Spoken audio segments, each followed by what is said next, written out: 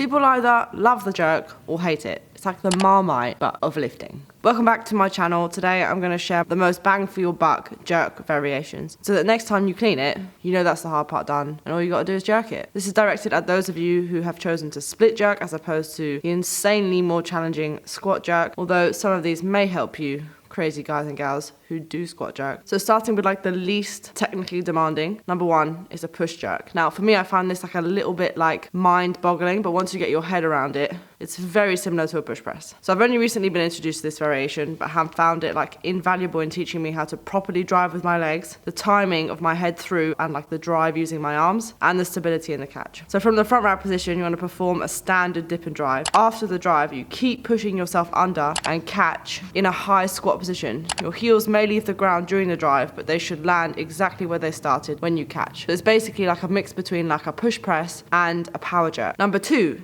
it's a jerk balance. This is perfect for those of you who aren't quite sure where your feet should be when you split, and helps understand the arm mechanics as they relate to an actual jerk. So you start with your feet in the split stance with the barbell racked on your shoulders. From there you dip and drive on split leg to elevate the barbell. As it clears your head, you lift and replace your front foot slightly further out, locking out at the same time that your foot lands. The thing that you want to watch out for on this one is just make sure that your weight is spread evenly when you catch. I find it easier to pause when I've caught it for that added feedback to see where my weight is spread out and how I could improve that. Number three, a tall jerk. This is basically like a technique drill for practicing good posture and timing, and can and should be used as an effective warm-up before a heavy jerk session. This isn't like something that you program in for reps and sets. This is like something that you do when you're warming up for heavy jerks. So you want to rack the bar and use your arms to press it to about eye level or just above eye level, and pause. Finish by extending your arms while splitting into a jerk stance. Pause again to ensure that you have your feet in the right position. Number four, a pause jerk. This is increasing your time under tension and ensures that you stay stable at the dip and drive segment. This is for foot balance and stability, and in my opinion is the most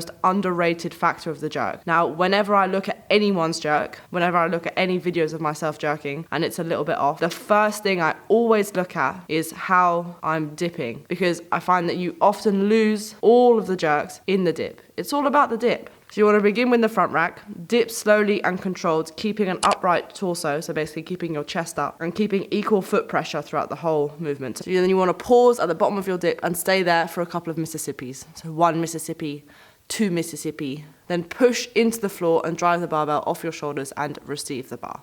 It's all about controlling that dip. What you want to make sure as well is that you don't double dip. So don't pause and then go back down and start driving up again. You want to pause and then immediately drive up and push that barbell up. Number five, which actually I think is an easier variation of the jerk because it puts the bar exactly where it should be when you want to receive the jerk. The dip and drive is basically the same, but it's just from behind the neck, which reinforces a straight bar path from the drive to the catch. You unrack the bar like you would for a back squat, then take a controlled dip and drive. After the bar clears your head, split and receive, and that's a jerk, behind the neck jerk. I find this is one of the easiest ones, but a really good one to practice proper foot positioning and a controlled dip and drive. So it's easier than a normal jerk as it will drive straighter and there's less room for error. So hopefully these exercises will help you develop stability and strength and comfort in the jerk. Just remember, throughout all of these exercises, this is a full body movement. You need to stay rigid, you need to stay tight, you need to stay active. A jerk isn't just like a push and hope for the best. A jerk is a push,